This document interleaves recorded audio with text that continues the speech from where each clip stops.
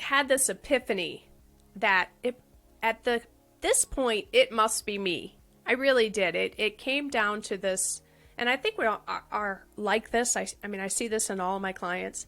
We wait till something tragic happens, and then we're like, maybe I should do something about this. And that's exactly what I ended up doing is I went inward, okay? And it's not that I hadn't gone inward before. I just want to back up a little bit. Before, when I was married before, I did go to the therapist. I did read a bunch of self-help. And I thought that I had figured out a lot of stuff, which is why I made the decision in the first place to get a divorce. I thought that I had learned everything that I could have possibly learned about therapy. It wasn't working. It didn't fix me. I thought I was really intelligent. And I got a lot of people asking me questions because I did have a lot of knowledge, but it didn't change how I viewed the relationship. And then I started thinking, is there any truth to what he's saying? And so I really started the introspection of what truth is there to this? Is it possible that maybe I am wrong? Welcome to Titans of Transition, featuring real-life stories, anecdotes, and inspiration about pivotal career moments from leaders who have been there. Join host Joe Miller, former scientist and senior technology leader turned executive coach, as he unpacks transitional moments to help inspire change. Welcome, Danyell Adamski. I'm glad to have you on Titans of Transition today. Thank you so much for agreeing to come on my podcast. It was great how we connected online and saw some similarities to what we were doing. And after we talked before, I really was excited to bring you on. I think you have some great transition stories because it's similar to me in one way because you've transitioned. You've done a career transition and a life transition, and kind of one led to the other. And so without any further ado, I thought I'd just go ahead and hand the baton over to you so you can tell us a little bit about, real briefly about what you're doing today, and then wind the clock back and take us through some of your significant transitions, your moments, and your lessons. Sure. Thank you, Joe, for having me on the show today. I really appreciate it. Really appreciate the time, and it's so nice to be able to connect with like-minded people. So let me share with you where I am at today. So today I am a relationship master coach. I'm also an author of The Power of a Growth Mindset, The Journey to Emotional Freedom, and I'm also a self-awareness expert. So my transitions, and I think most people, when they do transition, the thing that they're really doing is they're looking inward. They're looking at their self and they're making some assessments based on what they're learning about themselves. So my personal transformation happened when I got a divorce years ago. I thought it was my partner's fault. And I blamed my partner, and I blamed having a young child. I blamed being overworked. I blamed my brother's death. I blamed my boss. I mean, I was in the victim loop like you wouldn't believe, right?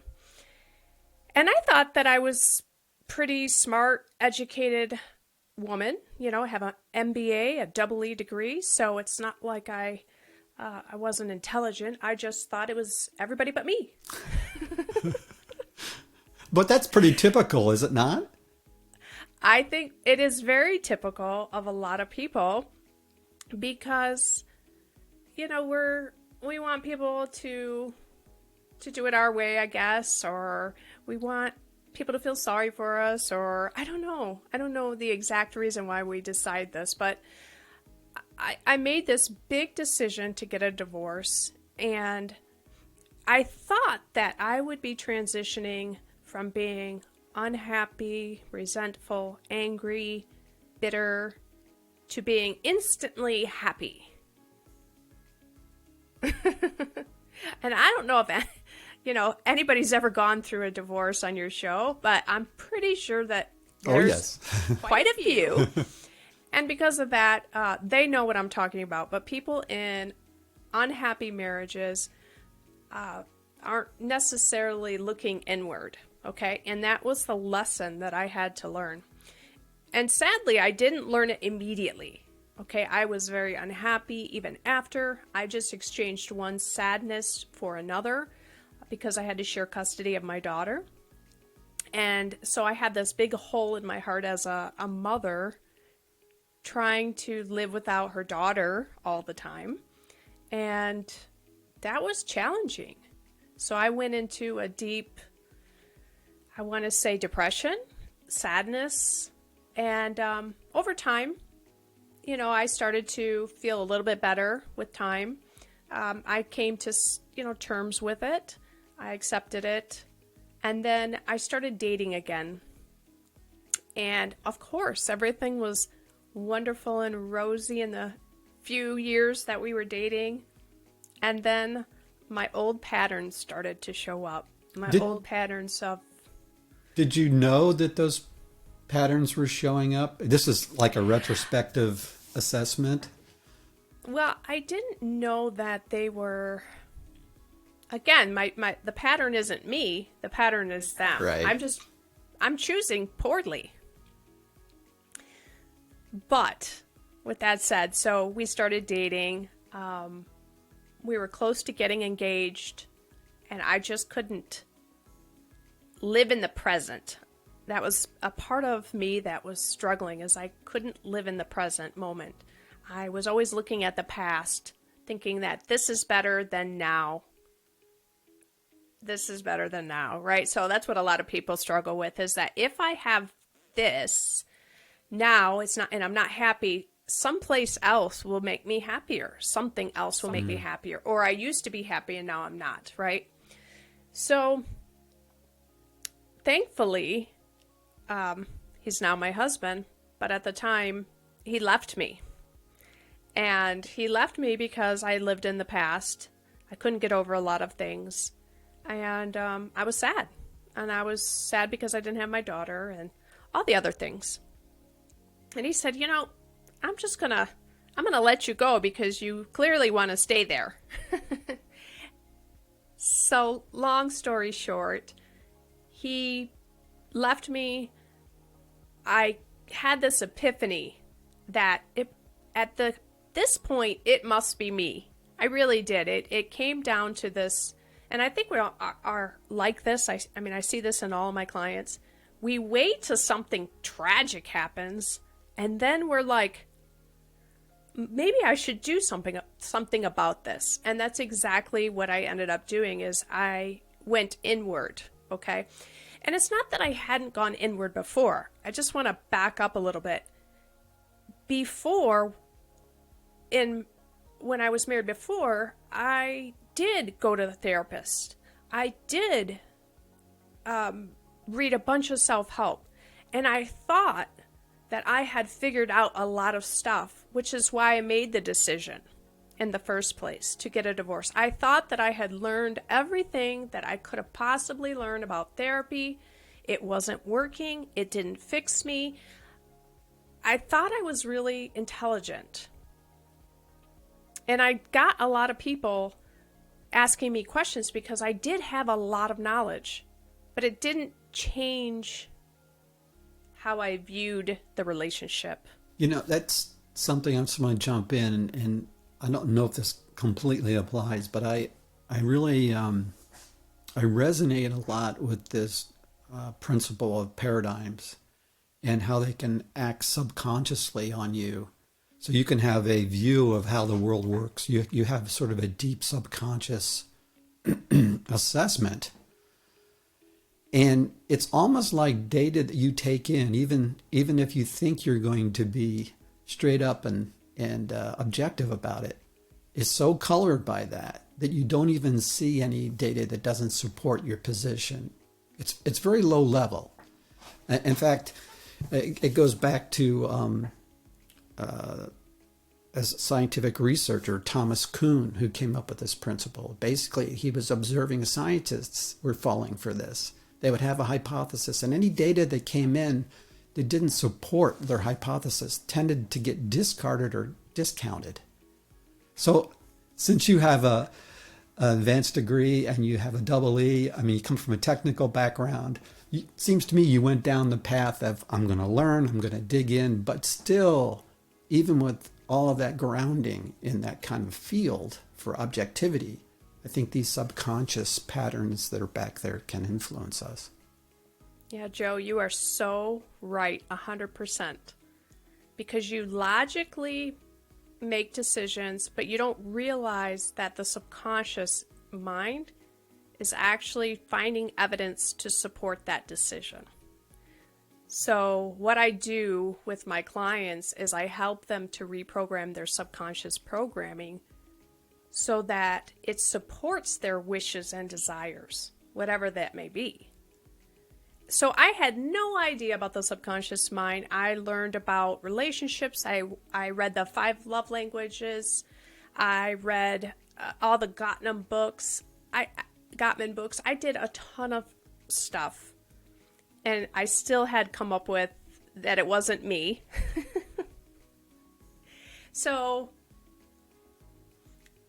as my husband today will tell you, is that thankfully, he stuck in there with me. He did come back, and because of that, I made this huge transition, but it was a transformation in 1, understanding men, 2, understanding myself and relationships. And because of that, I decided to become a relationship coach. Because if I, being smart, educated, worldly, could fall into this trap of not seeing things differently, so could other people. And so I started to slowly work with friends, family, coworkers. I then became the therapist at work. And yeah, just to be clear, you're saying that this stuff sort of organically happened without you saying, I'm now going to go into a different occupation or career. People started coming to you, stopping by your office or whatever. And yeah, people started to notice that so I think we all have, I'm going to back up. I think we all have personalities, and I think we all have like underlining emotions. And people can pick up on that energetically. Whether you're a nice person, and not so nice person, an angry person, a frustrated person, impatient person, right? I mean, if you spend enough time with someone, you will pick up on the subtleties of their personality. And at work, I was the high achiever, go-getter, get things done, no nonsense kind of person. And then I became a very peaceful, calm, relaxed, just chill. And people gravitate to happy people. They gravitate to you because you're happy and you make them feel good. And so they want to be around you. So people wanted to be around me. Yeah. So that, I mean, I don't use this term that often, but it fits. The law of attraction's in play here. So you attracted those people. Plus, they knew you and they said, what happened? Right? Yes. Well, they also, obviously, females talk, right? And so my girlfriends and I would talk, and they saw that I attracted Larry back to me, and they also knew of all the problems that we had, and so they had problems in their relationship, and they were wondering, how did you get him to change? Which I think is hilarious. How did you get him to change? And I said, I changed, and that then changed his behavior towards me. And so that's really the transformation, is the inner transformation for the outer reward of having a good relationship. So the epiphany moment was going back, the epiphany moment was what? Was when nothing was working and you said, okay, I've got to do something completely different here. Is that right? Is that what spawned that realization? Well, I believe in the law of attraction, and I also believe that the universe is giving you signs. And I was getting signs by other people, and obviously Larry, when he left me, that was like a very clear sign. Yeah. And this is a good man, a good person, and I was the one dumped. In this case. In this case, I got dumped, right? Yeah. And because of that, at first, I'll be honest, Joe, at first I was thinking, what a relief. I don't have to argue anymore. I don't have to deal with this anymore. And then I started thinking, is there any truth to what he's saying? And so I really started the introspection of what truth is there to this? Is it possible that maybe I am wrong? Of course it's possible, right? Yeah. But, yeah, I mean, that's what I was thinking. Is this, where am I wrong? And I started looking into how the subconscious works. And you're right. It was supporting this belief that it wasn't me. But really it came down to, if I were to be completely vulnerable, it came down to, after years of therapy and all this digging, is that I didn't feel important. And because of that, I felt like nothing, that I was never getting what I wanted out of the relationships. And so once I realized that I was important and that my limiting belief was actually creating all the problems, I then learned how to overcome that. And that's what I teach my clients, is how do you overcome that? And where do you go from here, right? Well, that's a case where you had a belief about something that was about yourself, right? First thing we talked about was him, the other person. Now you had this deep thing about how you viewed yourself, that you were looking for maybe confirmational evidence of that, which maybe caused you to be defensive or to react back or take a common pattern or a comfortable pattern that you'd used before to protect yourself. Yes, absolutely. That's exactly what I was doing. And so that happened. Going forward now, people are coming to you, seeing the changes and some of your close friends knowing that you and your husband were getting back together again. They were coming to you for answers. You were doing this. I'm kind of curious. We know what you're doing today. Obviously, you've talked about that. But how easy or how did you transition from a career standpoint? Because, from the view out there, you were a double E, your master's degree. You were doing well. There's a lot of security in that. I'm just wondering about that career shift too. Yeah. So you have to look inward, right? And see what it is that's keeping you in the position that you're at. And a lot of times, like you said, it's safety and security. Especially for women, safety and security is a very important thing. And so we're looking to feel safe. And we want to continue to feel safe. And so the transition, when you're transitioning from it doesn't matter what you're transitioning from, one job to the next. The thing that I was actually very good at transitioning, because I had moved up in the corporation, and I had significant change. I've always had change in my life, whether it was moving from house to house or job to job, career to career.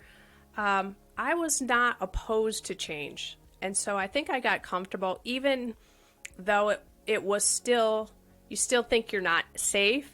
That first initial change, anytime you make a change in a career, job, home, relationship, it really doesn't matter. You have to understand that that limiting belief that you're not safe is really trying to keep you small. It's trying to keep you where you're at. And it does it because it thinks it's protecting you. It thinks that it's helping you, guarding you from some crazy thing out there. And so anytime you are moving from one career to another, understand that there's this like anchor of safety and security that your subconscious mind is trying to hold you to.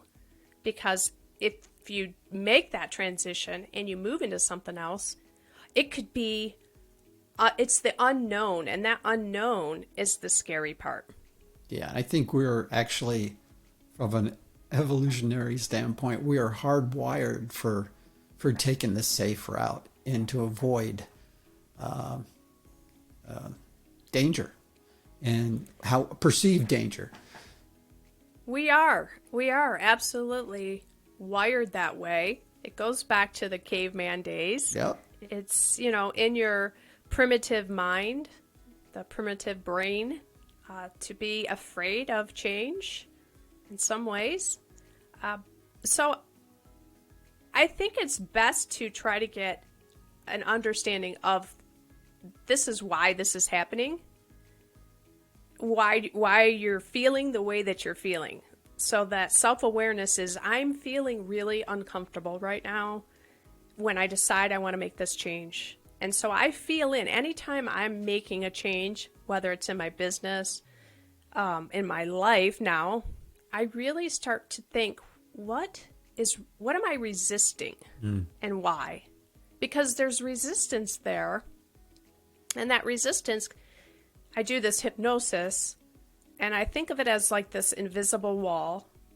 And I imagine how big it is, what it's made of.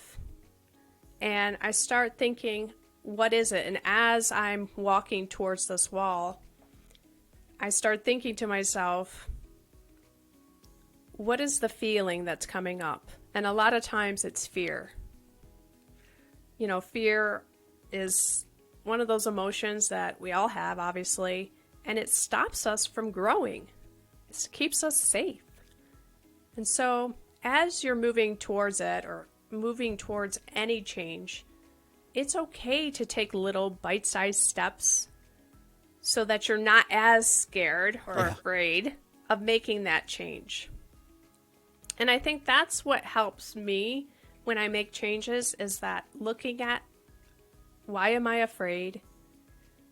And can I look for evidence that supports the opposite of fear? So can I look for evidence that supports that being an entrepreneur is actually safer? Can I look for evidence that, being in this relationship is safer? Can I look for evidence, that partnering with this person is safe? Those are the things that I try to do, I call it belief flip. You're belief flipping so that you can then move in that direction. Otherwise, there's just too much of an anchor holding you back. And I always think tension loves resolution. So like you keep moving in that direction. Yeah. Little by little. It's not something that typically you just like, oh, I'm just going to completely, like I've never just completely made a decision out of like left field. Right. So did you do that? I mean, did you do some stuff on the side for a while? Oh, absolutely. You're pay and yeah, I mean, you're working towards, anytime you make a change, and maybe, I'm even more safe than other people, the safer person, the safer route. But I really feel like you need to follow your gut. You need to follow guidance. You need to follow those things and have a lot of knowing and a lot of trust in your ability to make things work. You have to have the confidence that you can.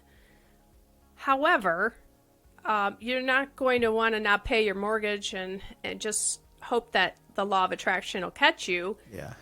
Even though I firmly believe that the law of attraction will catch you, I still can get that fear of maybe this won't work, maybe I won't be able to do it, but I keep getting evidence and more evidence to support my wishes and desires.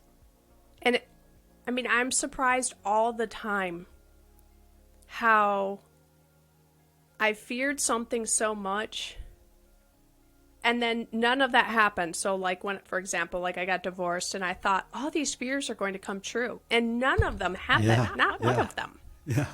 So I think people are holding on to a lot of fear that is just, it's false evidence appearing real. I think that's common to all of us. I do think there is a wiring. There's differences in people about how much you're ruled by that and how much some people require a lot of data and a lot of support before they'll make any kind of even an incremental change. Other people are on the other side of the spectrum. I tend to be a little bit too far in that direction sometimes, where I have a gut feeling to make a shift or a change or do something that's fairly high risk. And my tolerance for that is different. And so, but the key thing is there's always this point where you're responding, you're hearing something, you're sensing something, and then you want to act. Everyone goes through that sort of little internal assessment and either is completely controlled by the fear. So I think it's brilliant in the way you engage yourself, and I'm sure you engage your clients, to get them to break up those things into smaller step changes to make it more, easier to swallow. Mm-hmm. Because everyone's different in that regard, but everyone is the same in that they have to figure out how to cross that chasm of risk, I guess. Yeah, I think what I tell my clients, and this is so true with everything, is what is the story you're telling yourself? And truly understand what is the story. Like, what's the catastrophic thing that's going to happen if you make a change? What are you afraid is going to happen? Mm. Like, get really deep Specific, into understanding. And once you figure that out, that awareness puts a light on it. And because you have that light on it, it doesn't have as much power over you anymore. I mean, you see it does have power. It's just, oh, here comes that story again. That story that I'll never be able to make this much money. I have health care. I have all these things that keep me safe. Yeah. So the transition is significantly different, I think, for everybody. For me, a lot of the transition is worrying about and worry is like just the killer of manifesting, honestly. But worrying about how my husband would perceive me, what would happen if he had to pay all the bills, what would happen, what would my family think? It was a lot of thinking about having the imposter syndrome. Oh, my whole family knows I was a relationship flunky. I mean, there were jokes about me. Right? Yeah. So here I am thinking I'm some relationship coach, right? But the evidence is that I am a relationship coach, and I'm one of the best, if not the best, out there. Yeah. So you went through that process. How long did it take before you finally said, okay, I'm ready to leave. I'm going to move towards my passion to be a relationship coach and let go of my corporate job? It's, I want to say that it was 2.5 years. Mm-hmm. I mean, it wasn't something that was lighthearted in any way. Yeah, I can totally resonate with that because, I had been in senior leadership as a head of IT in pharmaceutical companies, and I did that for years. I discovered that I had this desire to work more with people than technology and got into coaching, but I probably did coaching on the side for 15 years plus before I actually left. And so it can be variable. And reasoning, it was a conscious thing. I mean, I wanted to support my family. Didn't want to, even though I am sort of a quick start, I'll jump, personally. I was cash flowing my kids through college and things like that. So, but it was calculated. I always knew that's where my passion was. So the time can be variable. Yeah, I think it is. And I personally, I think it's a smart decision to work your way into it. I personally have learned so much. I hired a mentor to basically hurry me through the process of getting my business up and profitable very quickly. So the first month I was in business, I made about $9,000. That's great. Okay. It was like 8,700. So I would just round up to 9,000. And then there were some tough months. As I scaled, as I raised my prices, the funny thing is you have this belief table that you have to keep upgrading and upgrading and upgrading. And so as I keep raising my standards, raising my beliefs about myself and confidence and certainty, the price has gone up. My clients get better results. And so there's more reinforcement in the confidence. And I don't know that, I want to say that took time to get that confidence. Sure. I mean, I knew I was good, but now I think I'm the best, right? I mean, it took a long time to get there, to feeling like, even the big dogs, I think I'm better than them, right?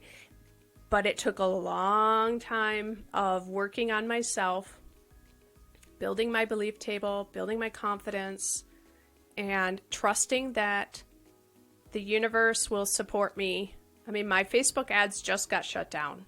My whole account got shut down. My whole business took in January, completely just scared me to death, right? Like at first, when you go into your Facebook account and that's providing the leads for you, you see that your account is disabled. I was like, oh my goodness, are you kidding me? And then I think I had a pity party for like half a day. There you go. Yeah, I did. My daughter's funny because she knows like how I speak, and oftentimes I'll say, "Are you choosing to have a bad day?" And she'll say, "Yes, I am choosing to have a bad day." And so she turned that right around and she says, "Mom, great. Are you choosing to have a bad day?" And I said, "I'm having a pity party for half a day and then I'm going to manifest." And I did, right? So the universe provides for me referrals after referrals. And so today, Facebook account's back on, like all is well. But it was even days ago.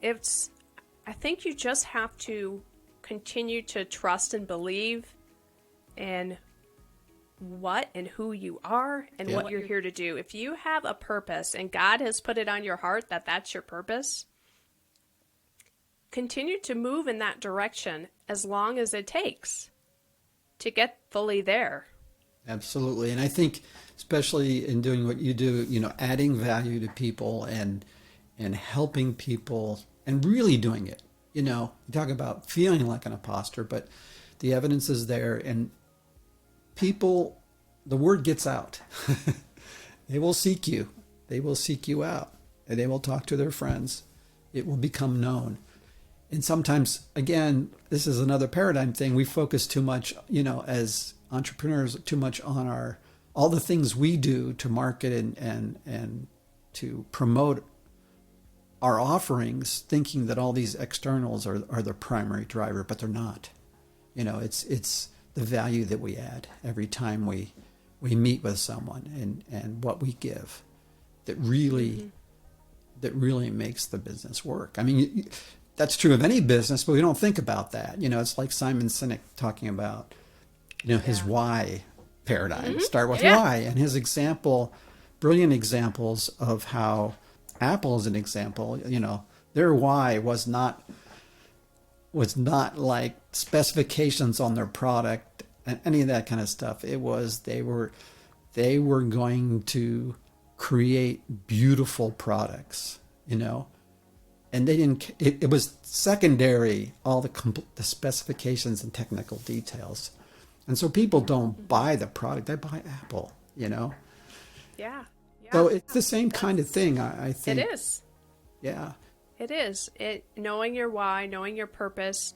So I help also people to develop that skill through self-awareness, obviously, knowing what your purpose is. And oftentimes it's something so simple that you just take for granted that you do very well. And that people think, wow, that's really hard to do, but it comes so easy and natural to you. So one of the things, I'm going to talk a little woo-woo for just a second here, is when I was... Wait a minute, we need a little woo-woo sound. Yeah. There you go. So I tell this story in my book because it led to the book. But during a time when Larry and I broke up, I went to a psychic fair to get answers because I wanted, the magic 8-ball said yes, but I wasn't sure if I should try again. Should I work on the relationship, whatever. So I went to a numerologist, and the numerologist told me that I'm a spiritual teacher. And I'm like, no, I'm an engineer. She said, you're going to write 3 books. I said, no, I don't know how to write. I can do math. And so I thought, that is so strange. Like, she is cuckoo. She literally doesn't know what she's talking about. She doesn't.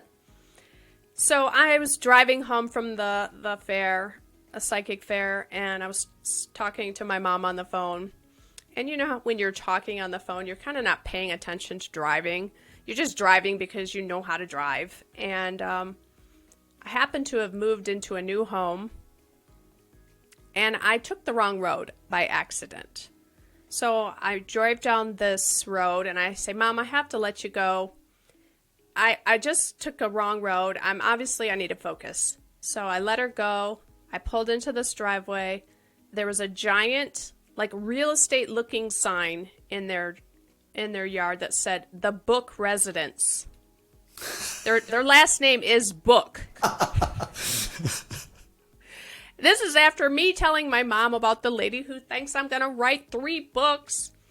Funny, I have 3 books on Amazon, right? I'm a spiritual, teacher.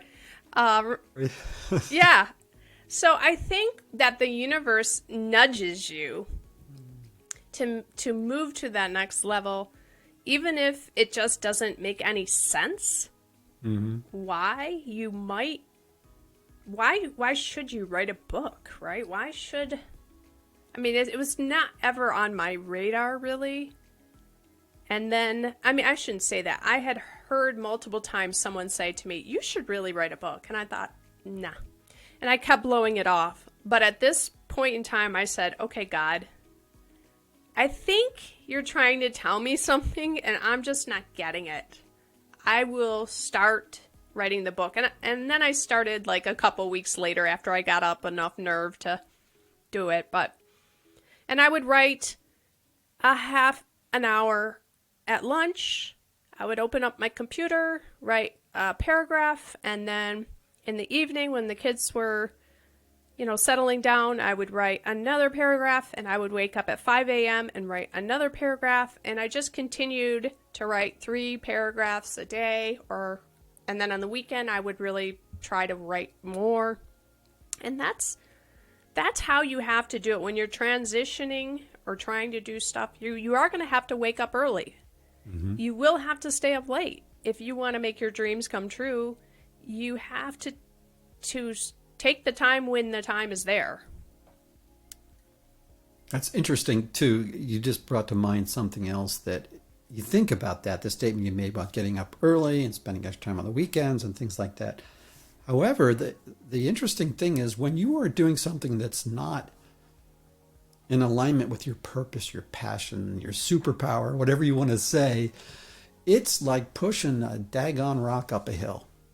But when you are doing something that's in alignment with who you are deeply and how you are gifted, you have a lot of energy that you wouldn't think you would have. It is just a lot easier to commit the time because your passion is driving you. And well, you're so passionate. I'm sure it's still hard, right? But still. Yeah, entrepreneurship is not some cakewalk. No. No, but there is the passion and there's the drive, and definitely there's the reward for helping save marriages. Yeah, there's more fulfillment. There's that, but fulfillment, it's just night and day. So I think when we were had an initial call, we talked about what we were going to chat about a little bit, and a couple things you said. I mean, one of the things is, it isn't like you have a transition and then you have 10 years, and then you have another transition. We're in transition all the time, right? And so... Oh, yeah. Totally. We are getting, even when things are okay, they're status quo, they're safe, we're often being hit with these messages from God or the universe that are trying to tell us something. And we may not have our detection system tuned into the right frequency yet until something goes sideways. Then all of a sudden we're really paying attention. But we're always in transition. We're trying to optimize where we are.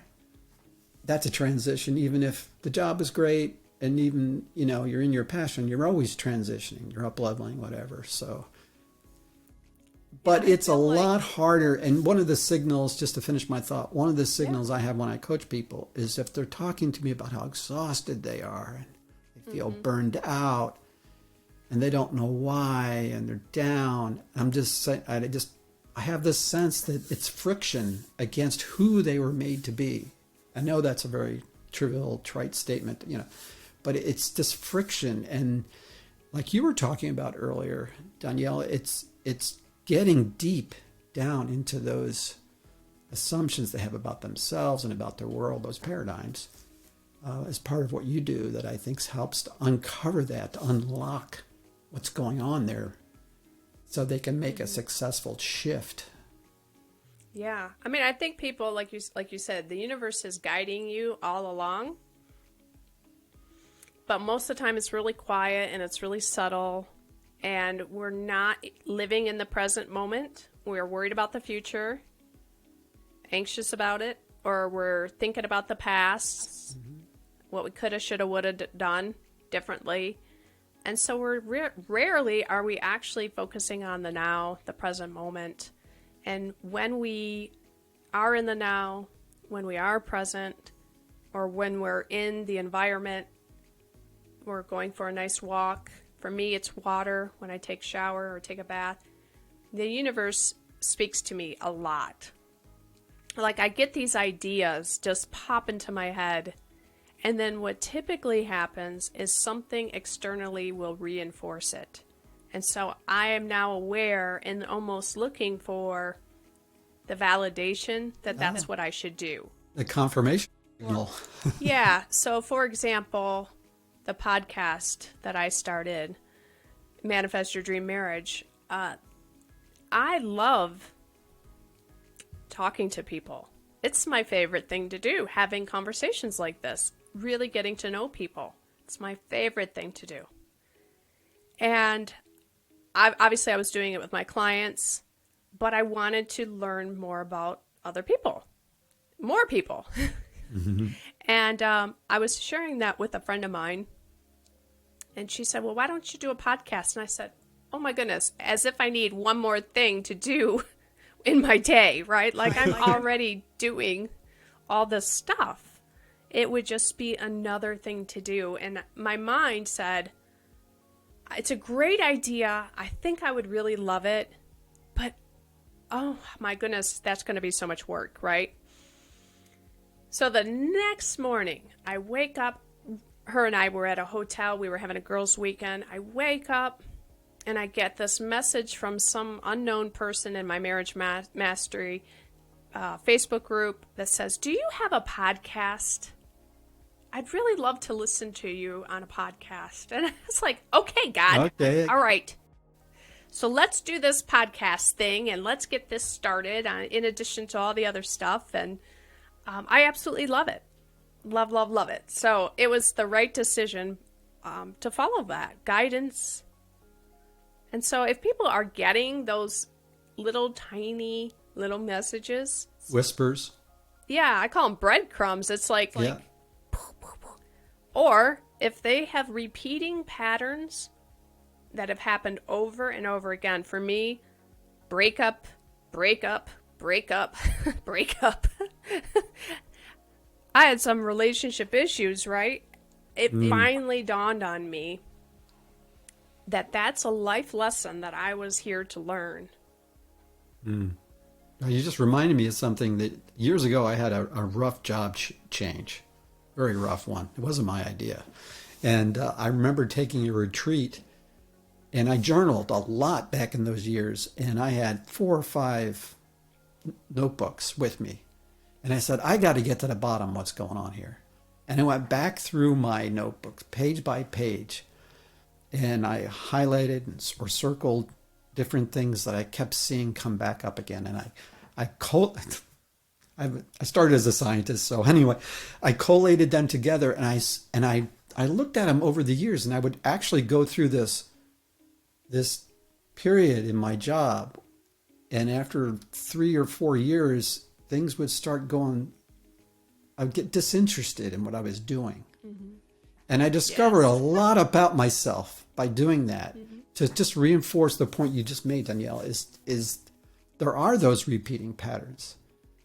And There absolutely are. typically we forget. It's like Groundhog Day. You know, we had Groundhog Day this week, and I immediately thought of the movie.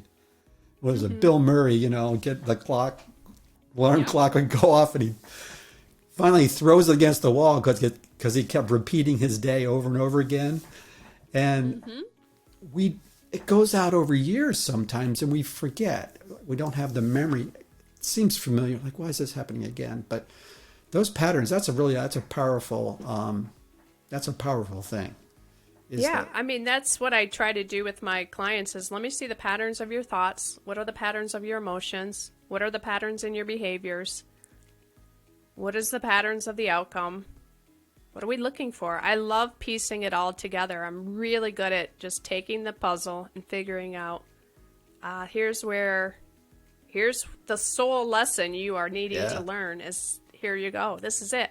So every time I do a breakthrough session, we're working on trying to figure out what's that pattern. And for me, it's really clear. It's quick. But for people that are living in it, it's hard to see unless, like you say, you go back to a journal and you're actually looking for answers. And that's why having a coach, someone like you that can come alongside and just sort of ask those non-directive questions to prompt them to go inside and to unpack it is so important. This has been great. I'm just so happy you decided to take one more thing on and come on Titans, and really appreciate it. But I want to close or start to wind down here a little bit to ask that age-old repeated question: what advice would you give to those who are starting in their careers, you know, maybe early on or in the midst of challenges based upon what you've gone through? And I think we've kind of hit some of those, but I'd like to see if you can summarize a few key things as takeaways. Well, a lot of it's the self-awareness, but here's what I did when I changed positions over and over again, is I really sat down and I said, what do I like to do? What do I really like to do? What brings me joy? So I had come up, I hated, one of the jobs I really hated, I hated because they had a very strong political good old boys club, okay? I won't mention it. But in that position, there was so many good things, but I was always focused on this political aspect, and that created a lot of hardship in me. So with anything, I started to look at things differently, and I started thinking, what do I like about the job? It's clear what I don't like about this job. What do I like about this job? And I liked talking with the people on the floor. I liked X, Y, and Z. And so what I did is I actually stopped doing some of the things that I didn't like. And I waited for people to figure out if it was something that was really important to the organization or not. Nobody missed some of these things that I hated doing. They didn't bring them up. They didn't say, hey, Danielle, I think you really need to do this. I just stopped and I started coming to work and just focusing on what I really love doing. And I started loving that job. I did. I really started to like it. And it's the same thing in being an entrepreneur. I outsource everything I don't really like doing.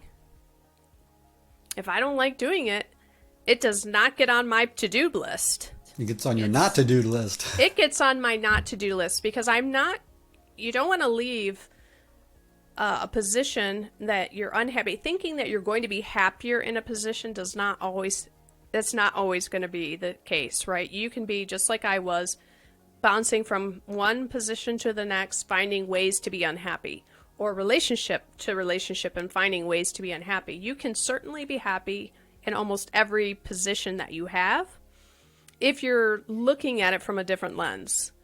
Of course, if it's completely not your purpose, well, you shouldn't be in that position. You might want to find something that is really more aligned with what are your passions. And yeah, that's a great one. That's great. Very practical. Good. Anything else? I don't want to shut you down, but I know you have No. I mean, that's really it. I mean, I help people to help them live in their passion, even when they think that they can't. For some reason, my parents will be upset, my spouse will be upset. You can slowly work into your passion. You can slowly get there, or you can just jump and leap in there. It's really up to you. But That's as great. you're transitioning, find things that are just truly who you are and what you enjoy doing. And just do not settle for things that are just making you miserable if you can't change the perspective that you have in your head. That's awesome. Hey, listen, everybody. I will put in the show notes the ways of contacting Danielle. If you want to reach out to her directly, and also, her website, etc., and her book references. That's the 3 books you've written. But Danielle, if you want to just say now what the best way would be to reach you, if go to a website or whatever it might be, then we'll capture it that way too. Yeah, so you can go to pretty much every social platform except Twitter, and find me at Danyell Adamski. So just DanyellAdamski. That's it. That's awesome. The simplest way. There's not very many people that spell their name like me, so you can even Google me and you will find me. That's great. Unlike me, with a name like Joe Miller, you're going to find a few. Just a few. But anyway, hey guys, listen, do me a favor and like and subscribe, please. I'll put a little button up here on the screen. And again, thanks everyone for joining us. And Danielle, once again, thank you so much for joining us on Titans of Transition. Yeah, thanks, Joe, for having me.